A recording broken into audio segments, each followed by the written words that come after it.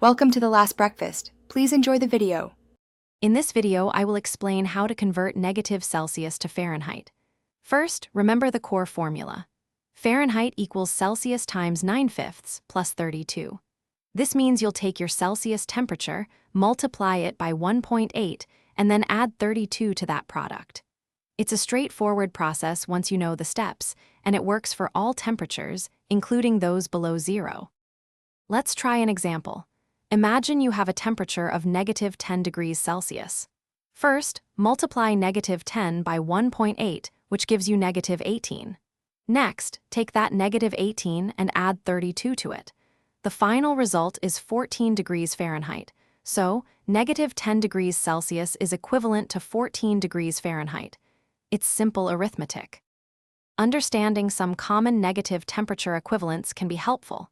For instance, 0 degrees Celsius is exactly 32 degrees Fahrenheit, the freezing point of water.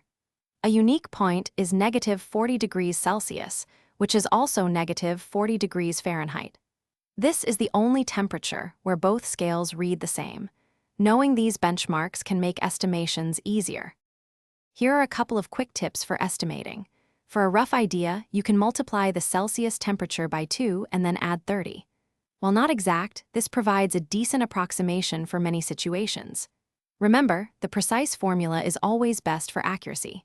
Also, if you're looking for some great deals, check the description below for links to quality products, including those amazing darn tough socks. They really are worth it. Thanks for watching.